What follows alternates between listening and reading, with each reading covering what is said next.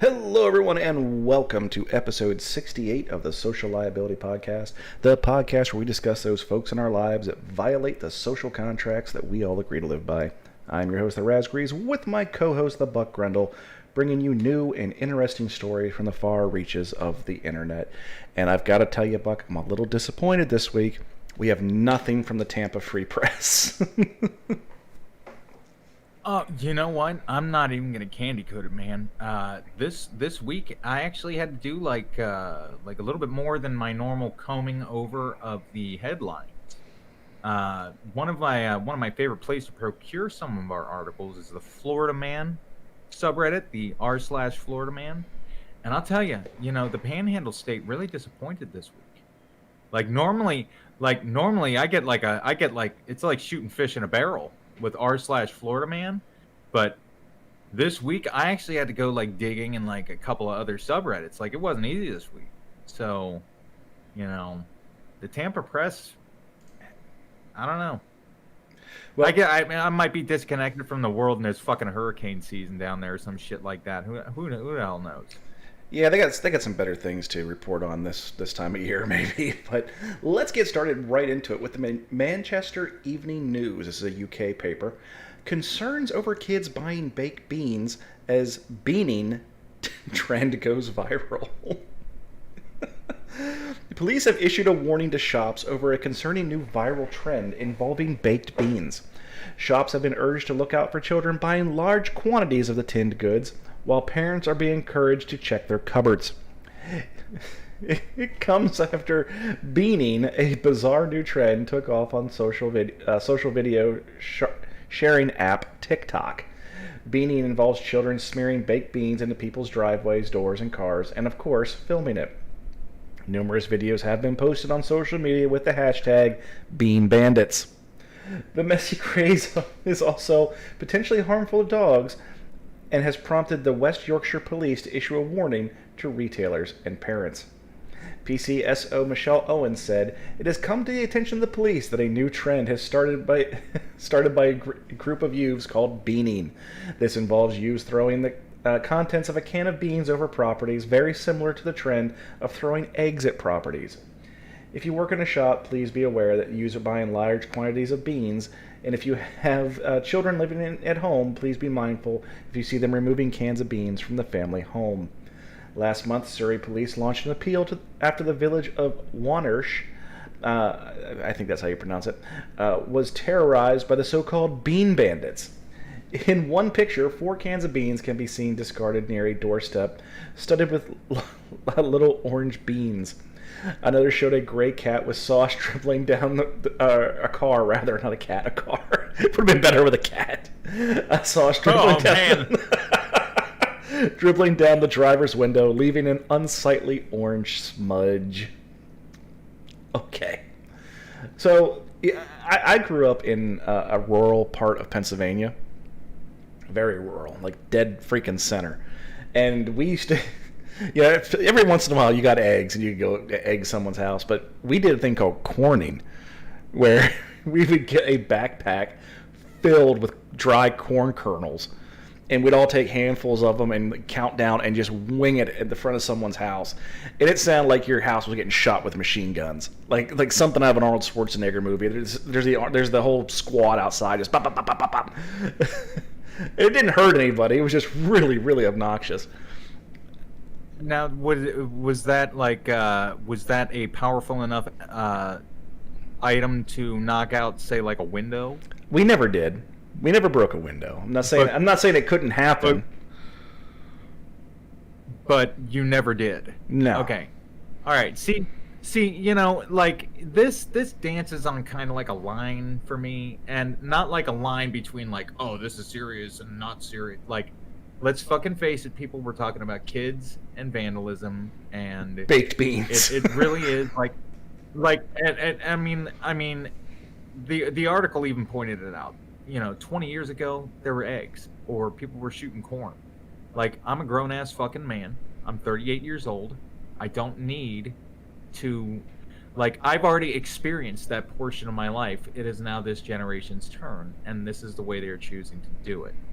I will say that, like, wasting food, meh, I mean, like, wasting food's just like an old man's way of copping out. I mean, like, this is really is amounts to me is to nothing more than like some like scraping your knee, jumping the fence trouble, as long as it doesn't result in like serious fucking property damage. Yeah, I And wish they would have gone a little bit more into detail as to what it could be harmful to dogs in some way. But reality is, it's meant to be a prank. It's meant to be a minor annoyance. So I got to give it a 1. I can't really go too depth and too far down the rabbit hole of finding reasons to think that this is a huge thing. well, I can't disagree with you there, man, because you make an excellent point. The article, although, like, it gives us enough enough to like satisfy us in a way, it really lacks the details necessary in order to like give it a proper score. So I think a 1 is a very satisfactory rating. Okay. Well, moving on to WCCO, CBS Minnesota. Twin Cities School reports bathrooms being plundered for Devious Licks TikTok challenge. A nationwide TikTok trend involving students stealing items from their schools and posting swaggering videos online afterwards has prompted at least 2 Twin Cities schools to crack down this week, boosting security and surveillance.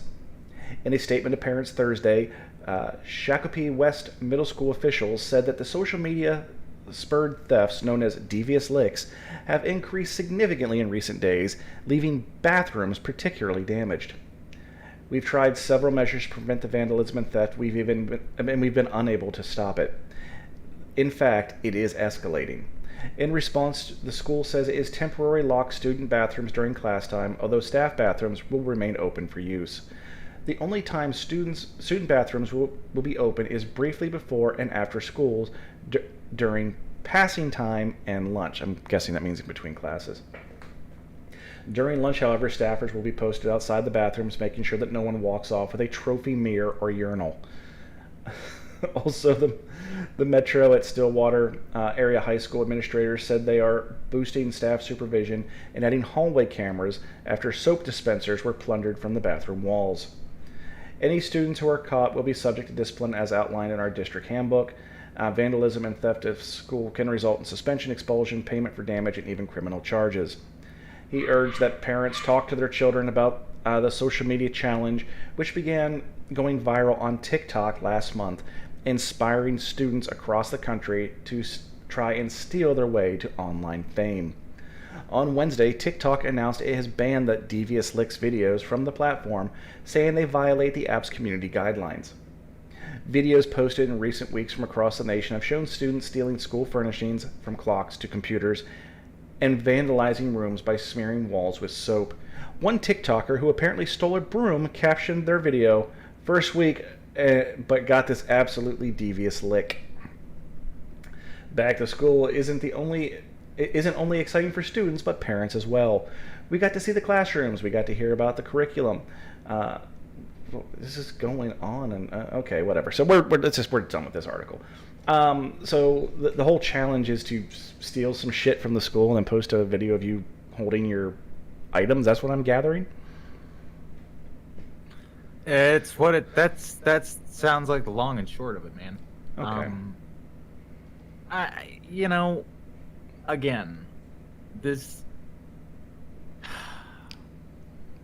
I sound I the one episode where I actually sound like an intelligent fucking human, I'm gonna do it to sound like an old damn man. Like, seriously, because that's what this is boiling down to. Okay, like, again, like, I was in school. I remember what it was like to pull hijinks at school. I remember what it was like to, like, see, but we did shit like smear shaving cream on stuff. So that's like smearing soap on stuff. My buddies and I never stole anything, but I mean, we had our own little hijinks. We were too busy getting stoned all the time and sneaking cigarettes, to be honest with you. So stealing shit was really low on the fucking priority list. The marijuana kind of took away the criminal ambition there. So kudos to mild delinquency there. But at the end of the day, man, kids are going to be kids and stuff like that. But we seem to be blaming a lot on schools' lack of oversight here. And because they're going through, like, we've got cameras, we've locked the bathrooms. It's like, okay. Maybe we should really start reverse engineering this fucking problem here, okay? Because, the people that are doing these things that bother us so much are the generation of people that we are grooming to replace us.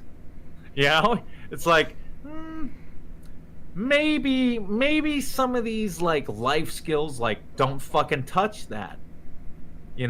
Wear your damn pants right. Like, other old people shit that that kind of shit needs to start at the house. School is for learning. It's not for policing. Okay, that's pretty much the way I look at it. If you don't like the way that the kids are behaving in school, teachers, my hat goes off to you. Librarians, my hat goes off to you. You have to deal with these dickheads because they're not being parented. But either way, I give that another 1.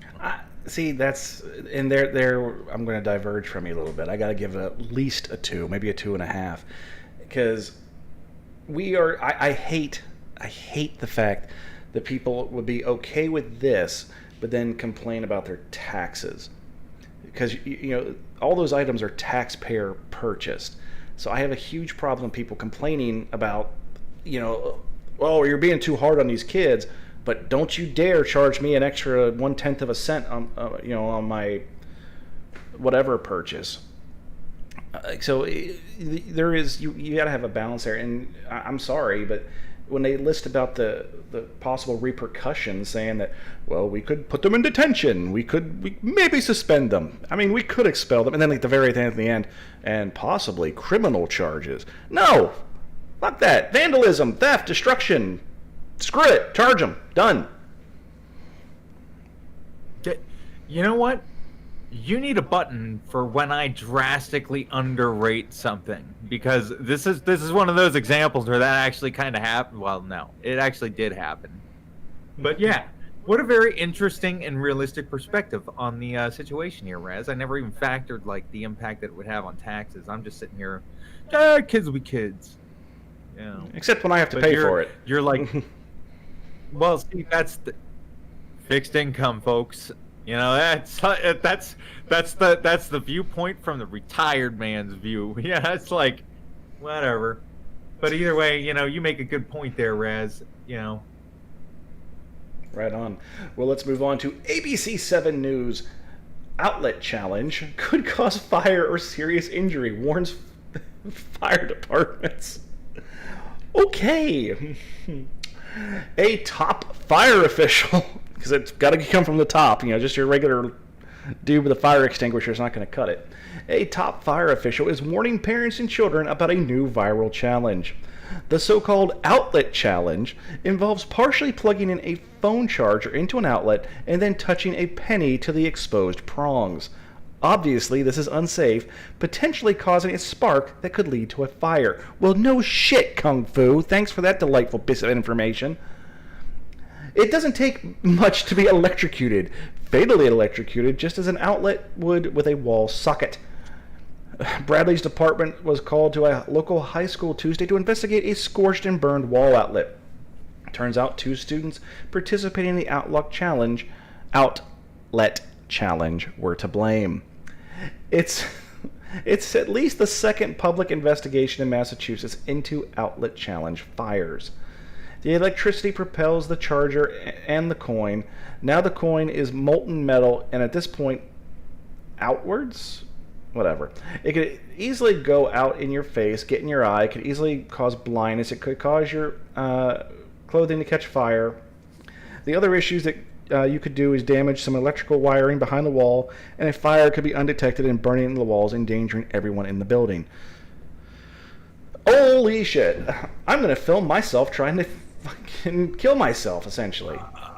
Oh my god. again, people, how does the internet and technology and everything get so much more sophisticated, but then the people on this planet somehow manage to get dumber?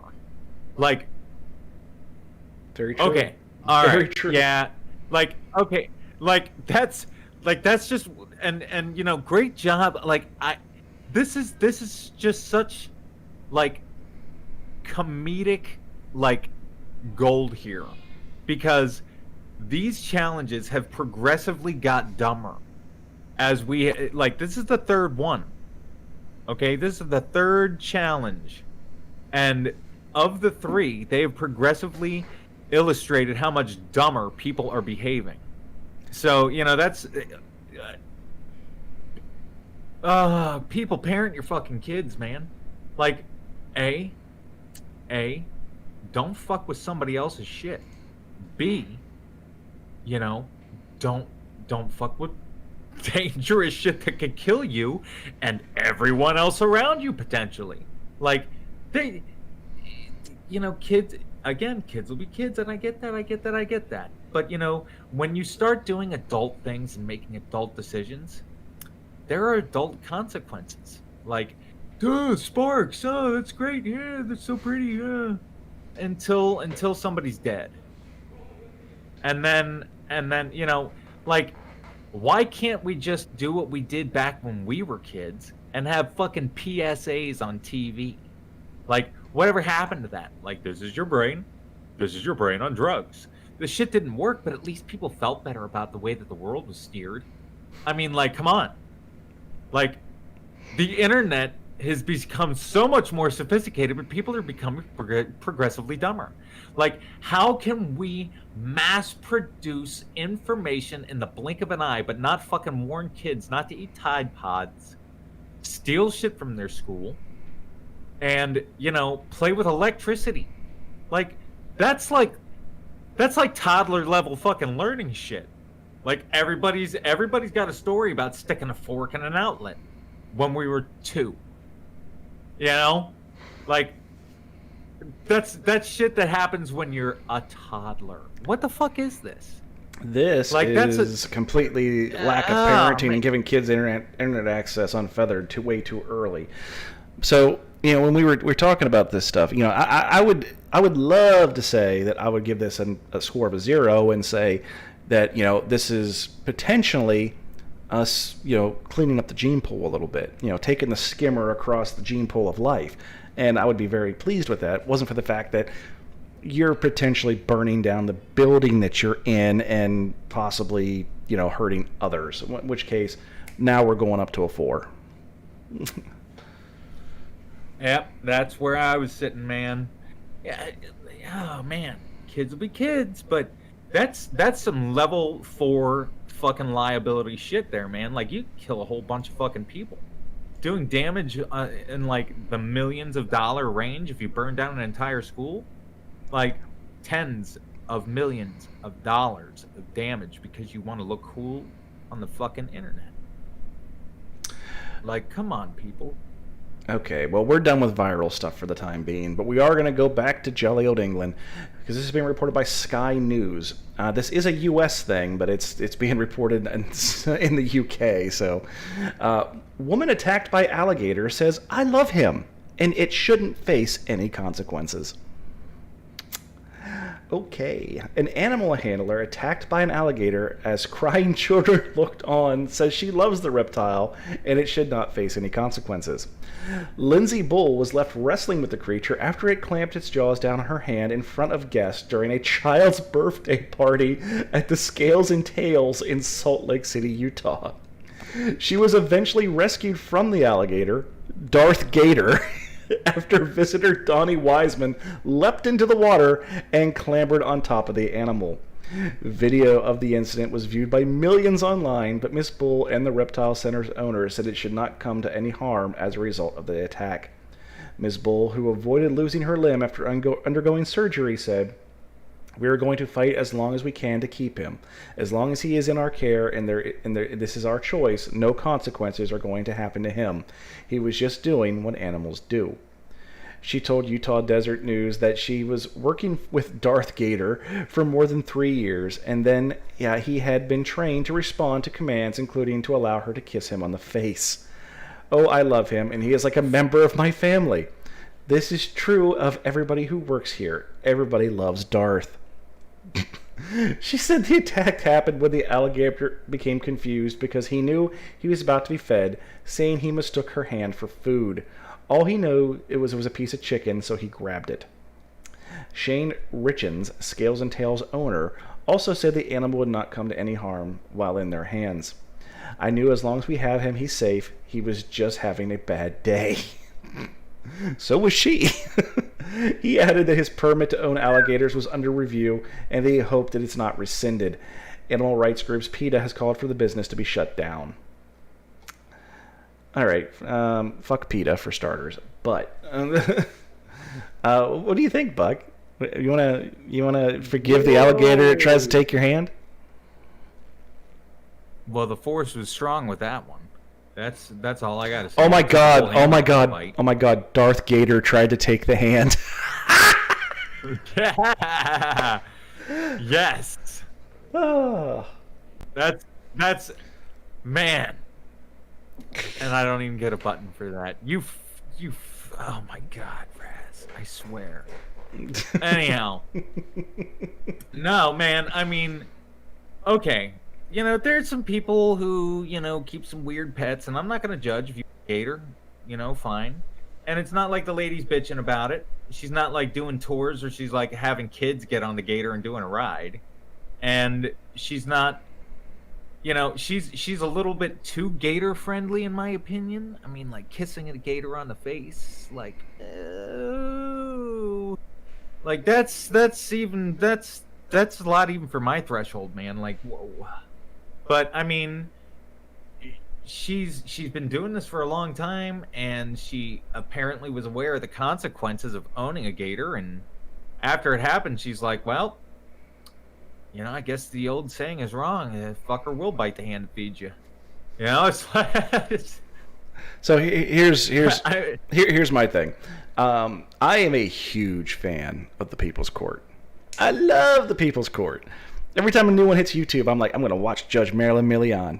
Bam. And one of my greatest regrets when leaving the East Coast is I've never got to go to a taping of the People's Court. They do it in New York, and I can never find anybody to go with me because they do it on like a freaking Wednesday of all things. Anyway, so Judge Marilyn Milian, she hates pit bulls. Just straight up, she hates pit bulls. That's like her biggest character flaw, in my opinion. She likes to say that she doesn't. And we don't punish the animal, we punish the owner because the animal is just doing what animals do. Now that part is absolutely correct. We don't punish an animal for being an animal. I personally, whenever an animal is doing something, it's just trying to survive. The other day I had a building, I have to get a bunch of haz-waste PPE for some employees to clean because it's full of pigeon shit. I would like to just I'm so sorry to cut you off, but you put it so well in an episode that we did earlier. When you said a shark's gonna shark, a gator's gonna gator. I'm giving you kudos to the point you made because it applies here. But go ahead and continue, my friend. I wanted to give you kudos on that. The employees were like, should we just get a BB gun and shoot the pigeons? I'm like, why? The pigeons are just trying to live. I go, how about you wait till sometime during the day when all the pigeons are out and you close the door? They'll go somewhere else. I don't like keeping the door closed though. Well, tough shit. So a gator's gonna gator, dude. Like you said, if you stick your hand in a goddamn gator's mouth, guess what? The gator's gonna go, delicious. A gator's gonna gator. So right. I'm not mad at the alligator. I'm not even really mad at them for saying that. We really don't want anything to happen to the gator. It's not the gator's fault. So because it's not. It's not. The gator's stuck in a big aquarium, and they're, making money off the gator. And the gator says, "You know what? I want my pound of flesh." That was good. Bravo, my friend. Bravo. Bravo. I don't have a button, but I will give you a one-handed clap on that one. I'm holding onto my wheelchair with the other one so I don't fall forward. But yeah, but no, man. I mean, like the lady even said it. Gator's having a bad day. I mean, like I don't buy into that rationale. I don't believe that math would check out on paper. But if it makes her sleep better at night, it's her fucking hand. It's her Gator. She knew the risks. She played with lightning or she played with fire and she got burned, and she's okay with it. And she's going to continue moving on. I'm not even going to rank this one, man. No, this is a zero. I find a great comedic value. Yeah, there's a lot of comedy in it, but I mean, the kids saw it. The kids weren't happy, but you know what? The kids learned a valuable lesson. You don't fuck with a Gator. Yeah. I mean, like, going back to the episode or the article before, this is a perfect PSA. Don't stick your hand in an alligator's mouth, you dumb shit. Like, this lady, like, she has some semblance of knowledge as to what she's doing, and she just, like, look what happened to her. True that. Okay, so this is the point of the show where we, if you're listening to the audio version, you're listening to me talk about Anchor. Or maybe, because I think we may have lost our sponsorship on that. So I wasn't able to put the commercial in last week. So last week you had a commercial-free episode. This week, hopefully the Anchor commercial's here. If not, good for you.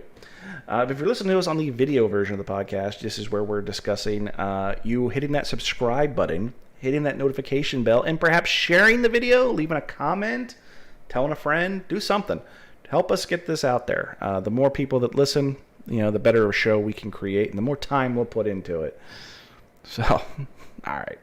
Are you ready to go back, Buck? In 5, 4. All right, folks, we are back with the second half of episode 68. And we're going to go to some jackasses with KXAN News. 3 Texans arrested in beating of New York City hostess over COVID-19 vaccine proof. 3 people from the Houston area are accused of attacking a hostess in New York City who requested to see their proof of vaccination against COVID-19, as is now required by executive order in that city. The New York City Police Department said just before 5 p.m. local time Thursday, officers responded to Carmine's restaurant on Broadway, where they found a woman who said 3 people hit her after she had asked them for their COVID-19 vaccine card. She had bruises and scratches on her face, chest, and arm. NYPD said, and added her necklace was also broke in the struggle. An NBC affiliate in New York City reported the woman was a hostess at the restaurant. The news station also received video of the attack, which showed the hostess stand nearly toppling and a number of people trying to intervene. Carmine's told KXAN's sister station WPIX, "It's a shocking and tragic situation where one of our valued employees is assaulted for doing their job, as required by city policies, and trying to make a living. Our focus now is on caring for our employee and the rest of our restaurant family. We are a family-style restaurant, and this is the absolute last experience any of our employees should have to endure and customers witness." Kita Rankin, 44, and Tony Tiani, I don't know, Rankin, 21, both of Humble, Texas, were arrested along with 49-year-old Sally Rachel Lewis from Houston. They face assault and criminal mischief charges. New York City requires people to show proof of vaccination if they want to dine inside, see a show, or go to a gym, according to the Associated Press. People can show their vaccine card or use the state and city apps. Dickheads. What? And there are so many talk points on this one, buddy. Like, there are just so many things wrong. I'm going to go ahead and scan it. I'm just going to go ahead and do it, and I'm going to give these assholes a fucking 5. Yeah. Okay? Oh, absolutely. I'm giving you a 5, too. Fuck you. Oh, yeah. Like, I'm not even going to go into my rationale. Like, I'm not going to lead up to it. They got a 5 right out of the gate. We don't even need to fucking run a race here. But let's just start with the fact that, let's just remind ourselves again that your rights fucking stop where mine start. Okay? That's point 1 here. Point 2 is that if I own a business and I accept customers, the street where my business is located, where you drive, is a public place. Inside of my establishment is my fucking domain. You are my customer. And if you want to be a patron of my establishment, you must abide by my fucking rules. And if I say you need a vaccine card, well, just boom. Stop right there. This isn't even a decision made by the business. In New York City, the mayor has put out an executive order requiring that all restaurants, bars, gyms, and everything else require proof of vaccination before they're allowed to do and participate in indoor activities such as that. So this is them. This is something they are required to do by the state. So take the whole, whatever side of this you're on out of the equation. This employee is told they have to do this or they can't have a job. So they're trying to keep a roof over their fucking head, and they're doing what they are required by law to do. And you think, well, I'm going to beat the fuck out of this hostess because that's going to get my point across. Fuck you, you worthless pieces of shit. You know what? I mean, like, see, you can, there are certain things that are just not fucking allowed. And, we call attention to a lot of them right here on this podcast.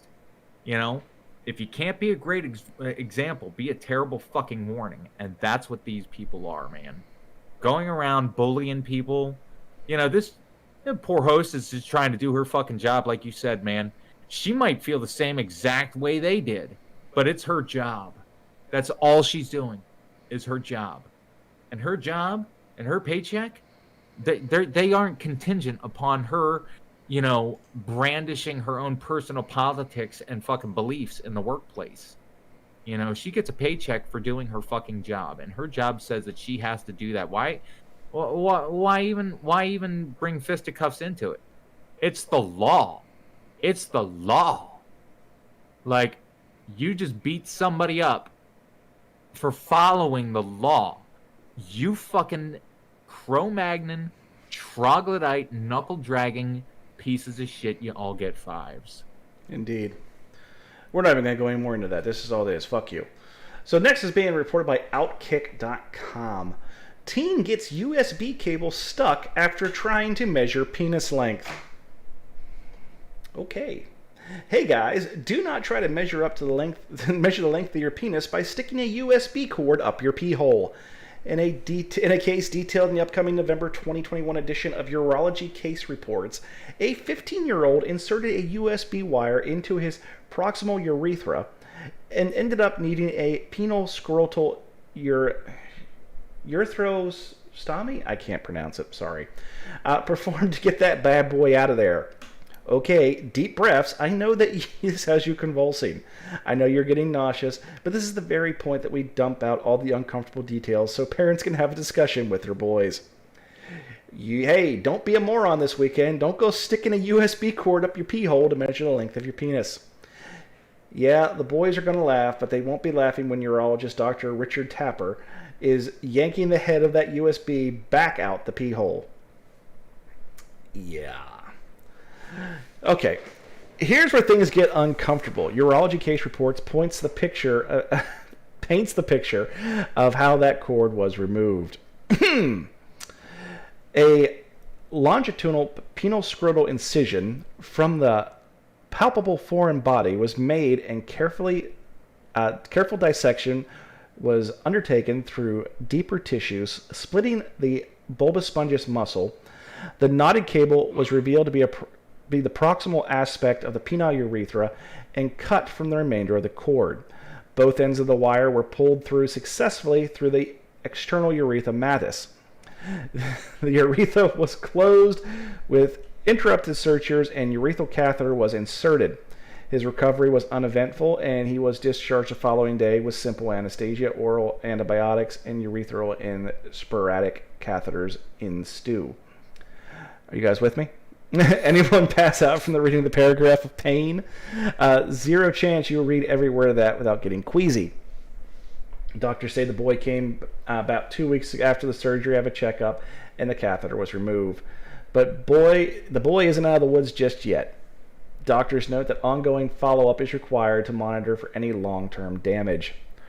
The sex ed classes ninth graders have to sit through should include 5 minutes of not inserting USB cables into their pee holes. The minute you don't teach this stuff is the minute a 15-year-old decides to go get his TV cable instead of a measuring tape.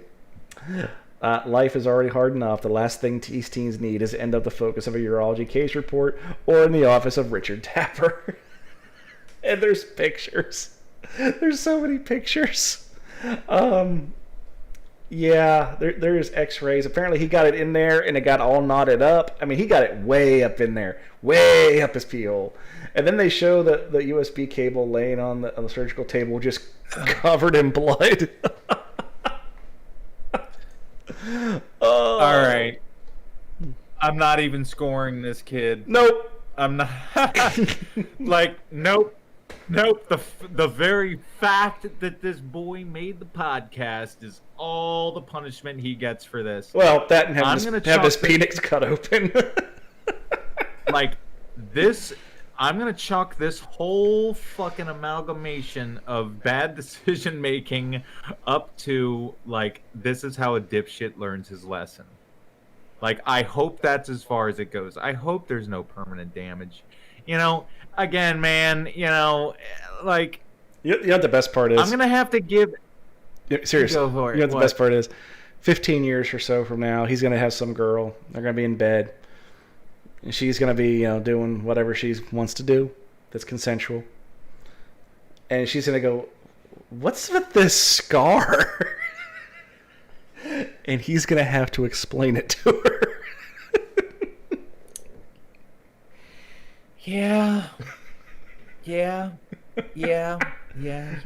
the thing is, like, 15 years from now, like, she's going to look at him and say, what's a USB? I'm going to give this kid a, you know, an overall, like, life grade here of like, a C. And I'll tell you where I well, I mean, like, he definitely gets, like, the bravery mark, you know, excellent planning. I'm sure that in this boy's head, like, this kid was John Holmes in his own mind by the time he got that fucker in there and realized it wasn't coming out. He's like, God, look how far I've gotten this. Oh, yeah. Maybe I should come back.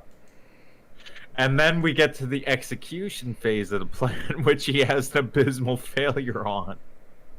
And now needs to get skilled medical practitioners to unfuck his... Wow. Just...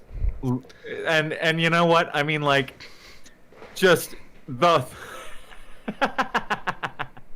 It's like, if this were my kid, there'd have been a camera phone in this one, man. Like, something would have been on the internet. I'd have had that bitch on fucking anesthesia being like, so what did we do? What did we learn? Like, I'd have been like, so these are the talking points that we're going to go over our life lesson today. Son, why don't we tell the good folks of the internet what exactly is our big takeaway from this experience? What should we not do with USB cords? I'll give you one try to get this one right. Lightning round, go. All right, so yeah, I can't give this kid a score. You know, he only hurt himself, and hey, a doctor got a paper out of it, so he did some good. The next story is coming from CBS 12. Naked woman rolls into Florida SWAT standoff in a golf cart. Deputies arrested a naked woman who rolled into an active SWAT standoff in a golf cart. Jessica Elizabeth Smith, 28, is facing charges of resisting an officer without violence. The standoff happened Sunday night in Dudine, near Tampa. Court record shows she drove past several patrol cars in the Pinellas County Sheriff's Office on the perimeter of a standoff where authorities received reports of an armed subject shooting at others from the roof of a home. That seems like a great place just to go for a naked drive. Authorities said Smith of West Roxbury, Massachusetts, drove through the target toward the target home, ignoring commands to get off of the golf cart. Deputies eventually helped her out into handcuffs. It's like when you tackle somebody, you say you aided them to the ground. I guided them to the ground. I smacked that bitch in the face. I executed a strike to the mandible. No, I attempted to apprehend the suspect. Unfortunately, she moved in such a way that my right arm came in contact with her left mandible, causing her to sustain an injury that resulted in her striking the ground with the right side of her face. And this is why Raz taught us all how to write reports in the prison system. The word unfortunately, that means a lot. Well, according to the arrest report, Smith smelled of alcohol. The standoff ended after 6 hours. Deputies arrested 3 teenagers, including 18-year-old Miles Anthony Abbott, who accidentally shot himself in the leg during the incident. He faces 2 counts of aggravated assault of a law enforcement officer, 2 counts of aggravated assault, felon in the possession of a firearm, and other charges. Sky Rucci Emmanuel Julian, 18, and a 16-year-old were also arrested. Okay, so you're lined up and you're getting ready to have this big long standoff with these kids that have guns, and you're sitting there in all your tactical gear and everything else. All of a sudden, the golf cart goes meep, meep, goes right by you, and there's a naked chick in the driver's seat. What do you do? Help her out and put in and aid her into handcuffs. I'm thinking, damn, I hope this body cam's working.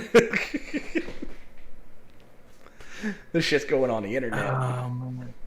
I mean, like, seriously, it didn't say that she was from the Villages, did it? No. She's only 28, and she's from Massachusetts, so. Yeah, but but this happened in Florida, though, didn't it? Yeah, but yet it's the Villages is a senior community. Yeah, but you know what? People have parents that live there. She might have just went and visited somebody who lives there, got drunk, and fucking boosted their golf cart. It's really not material. I just thought it would have been like a nice little statistic. It'd have been 3 weeks in a row. But this is 3 weeks in a row that we have a Florida golf cart story with somebody acting like a stupid ass with a golf cart, and this time they drive right into the middle of a SWAT shooting. I mean, like, wow. Well, unfortunately, as I do a cursory Google search, every single post on the front page of Reddit is naked woman drove golf cart through police standoff or something similar. Not a single picture. I'm disappointed. It's just, I don't even know how to answer a question like what would I do if that's I would honestly look over at the person next to me and see what the fuck they're doing. And I would kind of follow their lead. Because that would just blow me off my rocker. I'm not like a paralysis by analysis kind of guy, but I am the kind of guy who's like, I got no motherfucking clue here. I'm either out or you know what to do. Fair enough. Fuck if I know. I don't know what I would do. I mean, like, I'd love to say, like, oh, I'd stand my ground and shoot out the tires. But I mean, like, no. I honestly don't know what I would, like, I wouldn't have the first idea of what to do to handle this. So what would you do? I'd say, that's something you don't see every day. That looks like somebody else's problem to deal with. But oh, well, shit. Okay. Well, yeah, we're on the same page. Look at somebody else and be like, and that's a you problem. Well, I gotta give her a score of a 3 because there was actually violence in the area. There was a reason for this police, standoff. So, and she's getting involved with it, and she's drunk again, another drunk driver on a golf cart. So I gotta give her at least a 3. No, I'm gonna agree with you, man. I like your standard rule. If somebody's acting like a fool and DUI is involved, like, it's gonna be hard not to get at least a 3 out of that. Right. Well, our final story this week comes from the Bloomberg Opinion. And there's going to be some opinions. Amazon's new factory towns will lift the working class. Plentiful new jobs at higher wages in places with cheaper housing sounds like a solution to inequality. Okay. The campaign against economic inequality has put a bullseye on cities. Local governments are encouraged to raise minimum wages, changing their zoning laws, and building new housing, particularly in affluent communities that are squeezing out the lower class. But what if you shifted that focus to a different kind of community? Considering those begrudgingly new places strung along the interstate and other highways leading away from the urban cores, populated by warehouses and fulfillment centers that are being built to serve the needs of e-commerce customers. Let's call them factory towns. These are places where working class jobs are being created in large numbers and where wages are already on the rise. They're not much in the spotlight yet, but making these modern day company towns more viable for the working class might be a better approach to solving inequality, with a higher likelihood of success than continuing to fight against entrenched interest in coastal cities and high cost parts of metro areas. It used to be that when you were driving out of a metro area on a highway, you'd note the change in scenery as it went from urban to rural. Today, where most noteworthy is the transition to humongous warehouses and distribution centers, both currently in use and more being built. Retailer and e-commerce Goliaths, Amazon.com, and Walmart Incorporated have distribution facilities everywhere, and while they may have the biggest footprint, companies that make building materials have their fair share, as do other e-commerce players, like pet supplies companies, including Chewy Incorporated. Economic realities dictate where these facilities get built. The need for speedy deliveries makes it important to be close to large concentrations of customers, but because the facilities require so much land, hundreds of thousands of square feet or more, they tend to be on the outskirts of cities where land is abundant and cheap. Highway proximity is a must so that trucks can quickly get in and out. These warehouses also provide jobs to a large number of people. An 800,000 square foot Amazon building employs between 1,000 and 1,500 full-time workers. So when you have multiple large warehouses operated by different companies packed alongside one another on the highway in close proximity, you can be talking about a cluster employing many thousands of workers. Now consider Amazon's announcement this week that it's making another big hiring push at its fulfillment centers, with jobs paying the average starting wage of $18 an hour, up 20% since 2018. Thinking about the growth of fulfillment and distribution centers in general, maybe these highway warehouse communities with jobs that pay increasingly respectable wages are the future of the working class looks like. It doesn't make sense then to think about how we can make these communities better for people who live there and work there. It starts with making jobs at higher paying and safe as possible, whether it be done by running labor markets hot or perhaps with unionizing or the threat of it. If these sort of jobs get to an average wage of $20 an hour, then a household with a 1.5 full-time workers in it, it would make about $60,000 a year with benefits. People can argue about what constitutes a reasonable wage working class lifestyle, but we seem to offer a perspective for much better existence than service workers had decades ago, particularly considering those lower housing costs on the outskirts of metro areas. And it goes on a little bit more, but I'm not going to keep reading it because I'm stuttering through it at a horrible pace. But so the title of the article is kind of damning in a way. And we're going to get serious here for a minute, Buck. So you grew up in a very rural part of West by God, Virginia. Or West Virginia, rather. I'm sorry, West Virginia. But in Pennsylvania, West Virginia, Maryland, Virginia, Tennessee, Kentucky, we had these factory towns, like real factory towns, where they would literally have the factory for whatever it was, usually a mine, but not necessarily. And they would build housing, and everything would be all encompassed in like this area, and it looked like a utopia. And then you consider, well, we're going to deduct your rent from your paycheck because you also have to pay rent. We're going to have stores and movie theaters and everything else here, so you never have to leave. But we're also not going to pay you in U.S. dollars. We're going to pay you in company script, so that you can only spend your money at the company store, or you can only go to company facilities with that money. And it essentially led to these companies having a death grip on these people because they very quickly found themselves with no legal tender. They only had the money that was only good at the company that they worked for, which also led to even lower wages because, yes, I may get $10 in buck money, but when you factor in that they're selling that product that they bought for one buck money, they bought it for 25 cents of real money. So the way these are ways for companies to keep a stranglehold on the lower working class, and not allow them to ever move on because we got to keep them. It essentially was slave labor at that point because you had them; they couldn't go nowhere. And in some cases, they even had like fences up and security, and you had to get permission to leave. So I think them using the example of factory towns in that way is pretty damn stupid. I think whoever wrote the article, they probably only read like the first half of their source.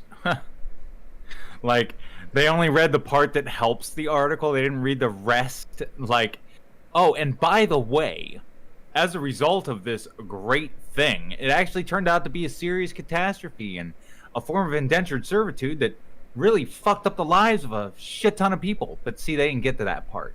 They're just like, ooh, nostalgia, factory town. We'll just throw that in here and bam, instant read. No, yeah, I see, the whole wet noodle, seeing which other one sticks. But this was not no. Shouldn't have picked this fucking hill to die on. Is because I grew up in rural West Virginia, and the big factory around us. I don't know if they had one of those indentured plans or one of those factory town plans though, but in Berkeley Springs, well, in West Virginia, most of those died out in the 70s, and some made it into the early 80s, but most of them there's really no such thing left in the country right now. Well, no, I don't know if they ever did it, is what I'm saying. Like of course it wasn't around in the 90s when I was there, but I'm saying like even way back in the day. Like I have no idea whether they even did that there, because U.S. Silica is the salt mine. I mean, you would have to do some research, but because we don't read the articles in advance, we really don't know what they're about until we get to them. But yeah, a lot of factories did because it was a great model for them. Well, of course, and I mean, there's a lot going on with this article. Not just the fact that they're trying to mimic factory towns, but the drastic impact that that big of a bang in that specific structure is going to have. Well, it's like, okay, so so Amazon's not saying that they're trying to do this. This is simply so when a factory looks to go in, they actually contact many towns. With their economic development or city leadership in some way, and find out what their unemployment rate is. Because they actually want towns to have a high unemployment rate, because they want to make sure they have a good base to draw the massive amount of employees that they need. So then that's one of the first considerations that goes into it. Then they look at land and access to highways and what's cost benefit to everything. And there's a lot that goes into those. And when those factories are placed, it's because they have that entire, they have the whole deal. And then they start going to these towns saying, okay, you meet all of our criteria. What kind of tax breaks are you willing to give us for the first 5 years or something of that nature? And that's the factories aren't just picked because I like that spot. No, there's a lot that goes into it. The concept of the factory town, I don't think we'll ever see again, just due to the fact of the extremely negative way that it worked out in the past. This guy is just trying to coin a phrase in that people that live around these because they look like a town because it's all factories. He just it's like saying that's like calling an orange grove a concentration camp.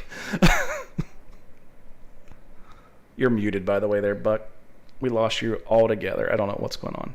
Yep. Yeah. I was muted. I took a hit off my vapey stick, and I was trying to be responsible and muted like a big boy. But now, the way that this is written really draws the focus away from the real issue then, because you drew immediate attention to it, and so did I. It's really making a comparison. It's dancing on a grave that it shouldn't be dancing on. Comparing it to a factory town, like, I can see how you thought that was a good idea, but that raises all sorts of red flags and concerns in my, like, that automatically takes me off of whatever idea they're trying to pitch, or whatever opinion this article is trying to drive home. Like, because, like you said, factory towns are terrible. So the author of that article, And which I don't even unfortunately I've lost, I think he gets a 2 just for being a dipshit. I was gonna say, man, like, I don't even know what the fucking score here. I'm glad we got something. Yeah, I mean, like, Yeah. I mean, Well, we've tongue-tied Buck, and unfortunately that also brings us to a close of this week's episode of the Social Liability Podcast. For those of you who listen to us on any of our audio platforms, such as Spotify, Radio Public Podcasts, Pocket Cast, Overcast, Anchor, Google Podcasts, Breaker, Apple Podcasts, and CastBox, we thank you. Make sure you hit the subscribe button. If you're watching us on our video platform, you can just subscribe on YouTube and hit that notification bell, and we greatly appreciate that very much.